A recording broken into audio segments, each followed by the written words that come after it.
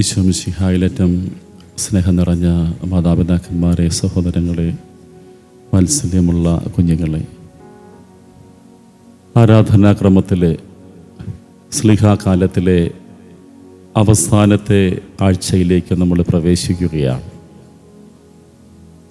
സ്ലിഹാകാലം ആരംഭിച്ചത് പെന്തക്കോസ്താ തിരുനാളോടുകൂടിയാണ്. പരിശുദ്ധാത്മാവിൻ്റെ ആഗമനത്തിൽ തീനാവുകളായിട്ട് ഇറങ്ങി വന്ന പരിശുദ്ധാത്മാവിനെ സ്വീകരിച്ചുകൊണ്ട് സഭ ആരംഭിക്കുകയാണ്. ആത്മാവ് നാവുകളായിട്ട്, തീനാവുകളായിട്ടാണ് ഇറങ്ങി വന്നത്. അതൊരു സൂചനയാണ്. ഇനി ഞാനും നിങ്ങളും അവൻ്റെ നാവായിട്ട് മാറണമെന്ന് ഓർമ്മപ്പെടുത്തിക്കൊണ്ടാണ് പെന്തക്കോസ്തായിൽ തീനാവുകളായിട്ട് ഇറങ്ങി വരുന്നത്. ഇങ്ങനെ ഇറങ്ങി വന്ന പരിശുദ്ധാത്മാവിനെ കുറിച്ച് ധ്യാനിച്ചു തുടങ്ങിയ സ്ലിഹാകാലം അവസാനിക്കുമ്പോഴും അവസാന ഞായറാഴ്ചയും സഭ നമുക്ക് ചിന്തിക്ക് തരുന്നത് പരിശുദ്ധാത്മാവിനെ കുറിച്ചുള്ള ചിന്തകൾ തന്നെയാണ്. അനാഥനാക്കാത്തൊരു ദൈവം കൂടെയുണ്ട്. ഈശോ തരുന്നൊരു ഉറപ്പതാണ്, അനാഥനാക്കാത്തൊരു ദൈവം കൂടെയുണ്ട്. ഈശോ ആരോടാണ് പറയുന്നത്? നമ്മൾ ആ പറയുന്ന സാഹചര്യമെന്ന് മനസ്സിലാക്കുന്നത് നല്ലതാണ്. അന്ത്യത്താഴത്തിലിരിക്കുമ്പോഴാണ് അവൻ പരിശുദ്ധാത്മാവിനെ വാഗ്ദാനം ചെയ്തുകൊണ്ട് പറയുന്നത്. അവൻ ആരോടാ പറയുന്നത്? ഒരാൾ ഒറ്റിക്കൊടുക്കും, ഒരാൾ തള്ളിപ്പറയും, ബാക്കിയുള്ളവരെല്ലാം ആ രാത്രിയിൽ അവനെ മറന്ന് അവരുടെ വഴികളിൽ ഓടി ഒളിക്കും. ഇങ്ങനെ തന്നെ അനാഥനാക്കുന്ന 12 പേരോട് അവൻ പറഞ്ഞു കൊടുക്കുകയാണ്, ഞാൻ നിങ്ങളെ അനാഥരായിട്ട് വിടുകയില്ല. ഇതാണ് ദൈവത്തിൻ്റെ മനസ്സെന്ന് പറയുന്നത്. നമ്മൾ പലപ്പോഴും ദൈവത്തെ കാണുന്നത് ഇങ്ങനെ ഒരു ശിക്ഷിക്കുന്ന ദൈവമായിട്ടാണല്ലേ. എന്താണ് ഒരാൾക്കുള്ള ശിക്ഷയെന്ന് പറയുന്നത്? അതാണ് യോഹന്നാൻ മനോഹരമായിട്ട് പറയും. വെളിച്ചം ലോകത്തിലേക്ക് വന്നെന്നാൽ മനുഷ്യൻ പ്രകാശത്തേക്കാൾ അധികമായിട്ട് അന്ധകാരത്തെ സ്നേഹിച്ചു. ഒരാൾക്ക് ലഭിക്കുന്ന ശിക്ഷ ഏതാണ്? ദൈവത്തെ മറന്നു പോവുക. നമ്മളിന്ന് ഈ കാലഘട്ടം വല്ലാതെ അഭിമാനത്തോടെ ചിന്തിക്കുന്നുണ്ട്, ദൈവത്തെയൊക്കെ മറന്ന് ഞാനിങ്ങനെ സന്തോഷമായിട്ട് ജീവിക്കുകയാണെന്ന്. നമ്മുടെയൊക്കെ സന്തോഷമെന്ന് പറയുന്നത് കേവലം ചില വസ്തുക്കളിലാണ്. ആത്യന്തികമായിട്ട് നമ്മളിൽ എത്ര പേര് ഉള്ളിൻ്റെ ഉള്ളിൽ സ്വസ്ഥത അനുഭവിക്കുന്നവരാണ്? നമ്മുടെ സന്തോഷമെന്ന് വസ്തുക്കളിലും വ്യക്തികളിലും ആഡംബരങ്ങളിലും ഒക്കെ കടന്നു പോകുമ്പോൾ ഉള്ളിൻ്റെ ഉള്ളിൽ നമ്മളിൽ എത്ര പേര് അടിസ്ഥാനപരമായിട്ട് സന്തോഷം അനുഭവിക്കുന്നുണ്ട്? അതാണ് ഈശോ പറയും, പരിശുദ്ധാത്മാവ് തരുന്നൊരു വലിയ കൃപയതാണ്. എല്ലാറ്റിൻ്റെ നടുവിലും ആനന്ദത്തോടു കൂടെ ആയിരിക്കാൻ കഴിയുക. അതുകൊണ്ടാണ് അസ്വസ്ഥതയുടെ സുവിശേഷം സ്വീകരിക്കുന്ന മറിയം ലോകത്തോട് വിളിച്ചു പറയുന്നത്, എൻ്റെ ആത്മാവ് കർത്താവിൽ ആനന്ദിക്കുന്നു. വിവാഹപ്രായമെത്തിയ പെൺകുട്ടി ഭർത്താവ് അറിയാതെ ഗർഭിണിയാകുമ്പോൾ ലോകത്തിൻ്റെ മുമ്പിൽ അപമാനത്തിൻ്റെയും അസ്വസ്ഥതയുടെയും അടയാളമായിട്ട് മാറണം. മറിയം സ്വീകരിക്കുന്നതിന് അസ്വസ്ഥതയുടെ സുവിശേഷമാണ്. എന്നിട്ടും അവൾ വിളിച്ചു പറയുന്നു, എൻ്റെ ആത്മാവ് കർത്താവിൽ ആനന്ദിക്കുന്നു. ലഭിച്ച ആനന്ദങ്ങളും അല്ലെങ്കിൽ അവൾക്ക് ലഭിക്കാവുന്ന അനുഗ്രഹങ്ങളിൽ അതിലുപരിയായിട്ട് ദൈവത്തിൽ അവൾ ആനന്ദിക്കുകയാണ്. അസ്വസ്ഥതയുടെ സുവിശേഷം സ്വീകരിച്ച മറിയം ആത്മാവിൽ ആനന്ദിക്കുകയാണ്. ഇതാണ് പരിശുദ്ധാത്മാവ് തരുന്ന വലിയ കൃപയെന്ന് പറയുന്നത്. ദൈവത്തിൽ ആനന്ദിക്കാൻ കഴിയുക. ദൈവത്തെ ഒരാൾ മറക്കുന്നെങ്കിൽ ആൾക്ക് ലഭിച്ച ശിക്ഷയും അതുതന്നെയാണ്. പ്രകാശത്തെക്കാൾ അധികമായിട്ട് അന്ധകാരത്തെ സ്നേഹിച്ചു. തേടി വെച്ചതൊന്നും ആനന്ദം തരുന്നതായിരിക്കുകയില്ല. എന്നിട്ട് ഈശോ പറയുക, ഞാൻ നിങ്ങളെ അനാഥരായിട്ട് വിടുകയില്ല.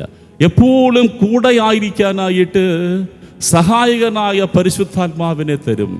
പരിശുദ്ധാത്മാവിനെ വിളിക്കുന്നത് പാറക്ലേത്ത എന്നാണ്.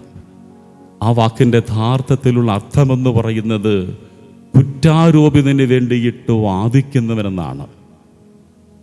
വക്കീലാണ്. ആർക്ക് വേണ്ടിയിട്ടാണ് വാദിക്കുന്നത്? കുറ്റാരോപിതന് വേണ്ടിയിട്ട് വാദിക്കുന്ന ഒരാൾ. അതാണ് പരിശുദ്ധാത്മാവിൻ്റെ ദൗത്യമെന്ന് പറയുന്നത്. ഞാനും നിങ്ങളും പാപികളായിരിക്കെ നമുക്ക് വേണ്ടിയിട്ട് വാദിക്കുവാൻ ഒരാളുണ്ട്, കൂടെ നടക്കാൻ ഒരാളുണ്ട്. കുറ്റാരോപിതന് വേണ്ടി വാദിച്ച് അവനെ കൃപകളിലേക്ക് എത്തിക്കുക, കൃപയാൽ നിറയ്ക്കുക. ഇതാണ് പരിശുദ്ധാത്മാവ് നമ്മിൽ നിരന്തരം ചെയ്തുകൊണ്ടിരിക്കുന്നത്. അനാഥരാകാതെ വിടുകയാണ്. ഈ ആത്മാവിനെ മറന്നുപോയി എന്നുള്ളതാണ് ഈ കാലഘട്ടത്തിൻ്റെ ഏറ്റവും വലിയ ദുരന്തമെന്ന് പറയുന്നത്. ഈശോ അത് വ്യക്തമായിട്ട് ഓർമ്മിപ്പിക്കുന്നുണ്ട്. ഈ ആത്മാവിനെ സ്വീകരിക്കാനായിട്ട് ലോകത്തിന് കഴിയില്ല. ഈ ആത്മാവിനെ സ്വീകരിക്കാനായിട്ട് ലോകത്തിന് കഴിയില്ല. കാരണം എന്താണ്? ഈ ലോകം കടന്നു പോകുന്നത് സ്വന്തം ഇഷ്ടങ്ങൾക്ക് പുറകെയാണ്. ഒരാൾ ലോകത്തിലാണോ ജീവിക്കുന്നത്, ഞാനും നിങ്ങളും ലോകത്തിലാണോ ദൈവത്തിന് വേണ്ടിയാണോ ജീവിക്കുന്നതെന്ന് തിരിച്ചറിയാനായിട്ടുള്ള ഒരേ ഒരു അടയാളം ഇതാണ്. നമ്മൾ ആരുടെ ഇഷ്ടങ്ങൾക്ക് പിന്നാലെ പരക്കം പായുകയാണ്.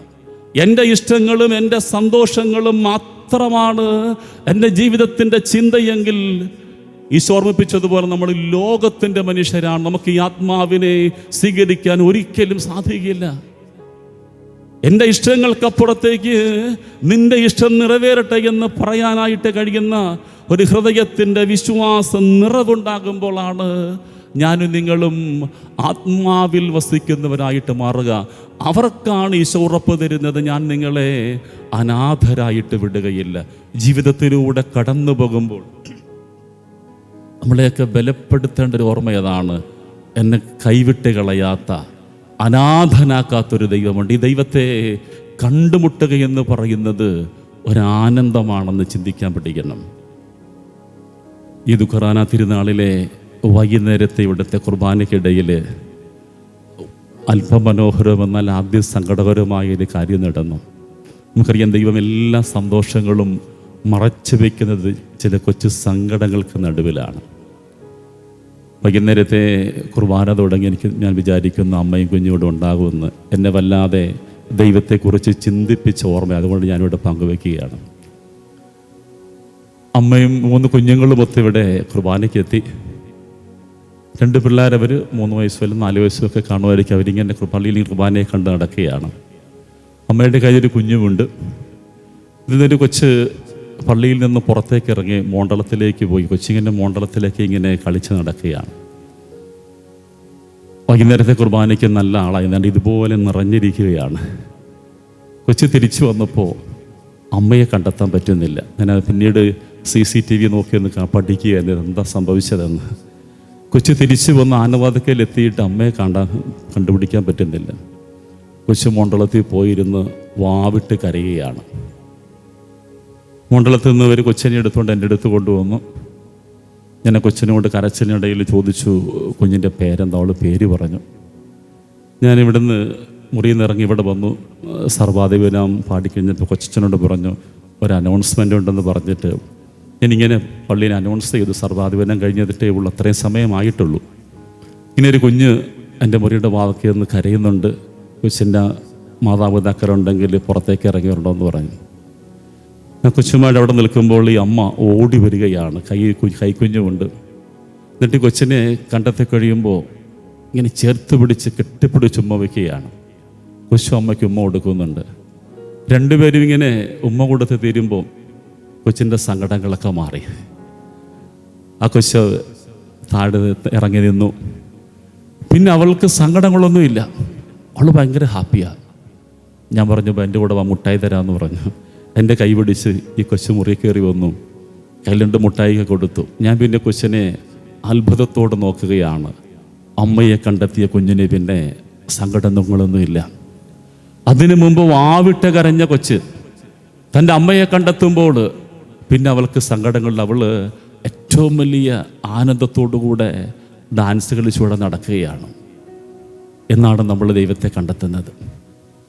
നമ്മുടെ സങ്കടങ്ങളൊക്കെ ആനന്ദങ്ങളായിട്ട് മാറണമെങ്കിൽ ഈ കുഞ്ഞിനെപ്പോഴും നമ്മളൊരു നാൾ ദൈവത്തെ കണ്ടെത്തണം. കണ്ടെത്തേണ്ട ഉള്ളിലുള്ളവനെ തിരിച്ചറിഞ്ഞാൽ മതി.